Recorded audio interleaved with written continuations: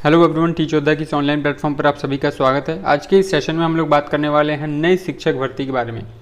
उत्तर प्रदेश में जो प्राथमिक विद्यालय हैं उसमें टीचर्स का रिक्रूटमेंट इस वर्ष होगा या नहीं होगा, क्या चांसेस हैं, इन सभी चीज़ों के बारे में बिल्कुल सॉलिड प्रूफ के साथ मैं आपको बताऊँगा कि इस साल भर्ती आने के चांसेस क्या हैं। देखिए, सबसे पहले मैं आपको बताऊं, सबसे बड़ा जो मेन रीज़न है, जो सॉलिड रीज़न है, वो है बीएड बीटीसी विवाद। यदि आप बीटीसी 17 बैच, 18 बैच या 19 बैच के हैं तो आपने जब एडमिशन लिया होगा बीटीसी में तो आप तब से सुनते आ रहे होंगे कि बीएड बीटीसी का विवाद कुछ ऐसा चल रहा है मार्केट में।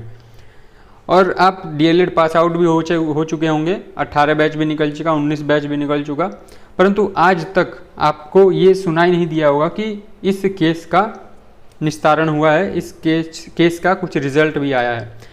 ऐसा कुछ नहीं हुआ है, ये केस चलता ही आ रहा है। अब जब भी नई शिक्षक भर्ती को लेकर मुद्दा थोड़ा सा गर्म होता है तो उस समय इस विवाद को हाईलाइट कर दिया जाता है कि ऐसा विवाद चल रहा है।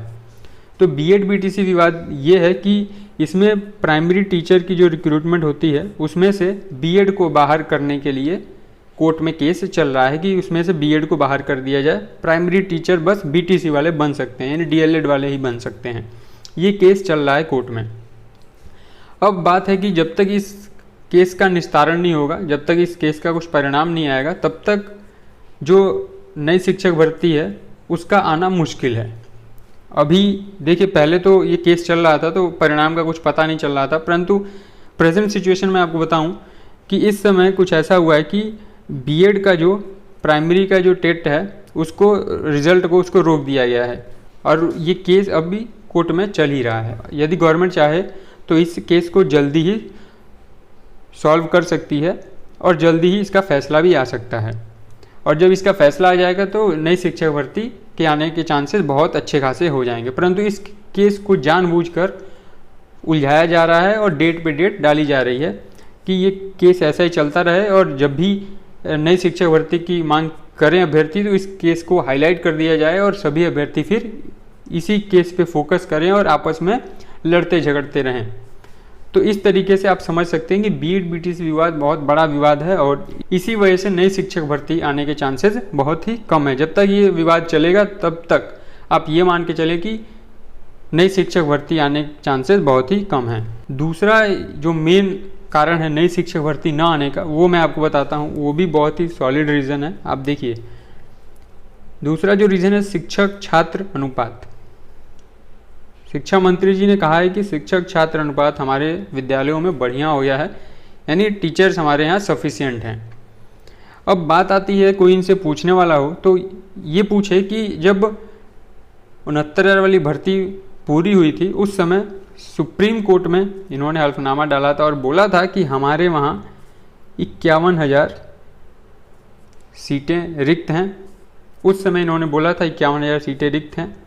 बाकी दूसरी बात यदि मैं करूं तो हर साल, यानी 4 साल हुए भर्ती आए हुए, यानी 4 साल से कोई भर्ती नहीं आई है और 4 साल पहले इन्होंने कहा था 51,000 रिक्त पद हमारे यहाँ खाली हैं। तो और प्लस अब ये समझिए कि हर साल टीचर्स रिटायर भी हो रहे हैं, तो वो मान लेते हैं हम कुछ एक्स संख्या होगी उनकी, ठीक है, तो वो टीचर्स हो गए। बाकी मैं आपको बताऊँ 68,500 की जो 22,000 सीटें रिक्त हैं, वो अगर इसमें जोड़ दिया जाए तो आप समझ सकते हैं कि कितनी सीटें रिक्त हैं अभी प्राथमिक विद्यालयों में। आचार संहिता से पहले इसी 22,000 में से 17,000 की घोषणा हुई थी कि हम लोग फ्रेश रिक्रूटमेंट करेंगे और 6,000 ओबीसी आरक्षण पीड़ित जो भी अभ्यर्थी थे उनके लिए 6,000 की घोषणा हुई थी कि 6,000 उनके लिए आवंटित किए जाएंगे। लिस्ट भी जारी कर दिया गया था और इन्होंने मान भी लिया था कि हाँ हमने घोटाला किया है, तभी तो 6,000 की अलग से लिस्ट इन्होंने बना के दी कि हाँ ये अभ्यर्थी 6,000 की लिस्ट में आएंगे। परंतु वो भी अभी चल रहा है, कुछ भी फैसला नहीं हुआ है उस पर। अब आप ये समझिए, अगर 22,000 ना, अब 22,000 ना ले, इसको 17,000 ही मान लें कि 17,000 ही हैं। अब फिर भी आप समझिए 51,000 प्लस जो हर साल रिटायर हो रहे हैं प्लस 17,000, कितनी सीटें अभी रिक्त हैं। फिर भी इनका शिक्षक छात्र अनुपात जो है वो बराबर हो गया। ये तो सोचने वाली बात है। अब मैं आपको बता रहा हूँ इनका शिक्षक छात्र अनुपात जो है वो बराबर कैसे हुआ। बराबर कैसे हुआ, इन्होंने बराबर ज़बरदस्ती किया है। देखिए कि शिक्षक भर्ती की मांग न की जा सके। इन्होंने जो परमानेंट टीचर्स हैं प्राइमरी में और शिक्षा मित्र हैं, इन दोनों को इक्विवेलेंट कर दिया है। जब इनको अपना रेशियो, इनका अनुपात बराबर दिखाना रहता है तो इन्होंने क्या किया है कि शिक्षक और जो परमानेंट शिक्षक हैं और जो शिक्षा मित्र बंधु हैं उनको इक्विवेलेंट कर दिया है और बोल दिया कि हमारे यहाँ इतने शिक्षक हैं, हमारे यहाँ रेशियो बराबर हो गया है। और जब सैलरी देने की बात आती है तो परमानेंट टीचर्स की सैलरी ज़्यादा होती है और शिक्षा मित्र बंधुओं की सैलरी बहुत ही कम है। उतने सैलरी में जीवन यापन करना बहुत ही मुश्किल है, फिर भी वो लोग लगे हुए हैं। तो जब सैलरी देने की बात आती है तो वो अलग टीचर्स हो जाते हैं और परमानेंट टीचर्स अलग हो जाते हैं। और जब हम नई शिक्षक भर्ती देने की बात आती है तो उन दोनों को मिला दिया जाता है कि हमारे यहाँ इतने सफिशिएंट टीचर हैं, हमें टीचर्स की आवश्यकता नहीं है। तो ये तो बिल्कुल एक दोहरा चरित्र हो गया कि जब आपको रिक्रूटमेंट देना है तो आप कुछ अलग लॉजिक लगा दे रहे हैं और जब आपको सैलरी देना है तो अलग लॉजिक लगा दे रहे हैं। तो अगर आप इक्विवेलेंट टीचर मान रहे हैं तो सैलरी भी इक्विवेलेंट वाली देना है, बराबर की सैलरी दें शिक्षा मित्र को भी। ये लोग शिक्षा छात्र अनुपात बराबर कर लिए हैं और इस वजह से आप समझिए कि नई शिक्षा भर्ती आने के बहुत ही कम चांसेस हैं।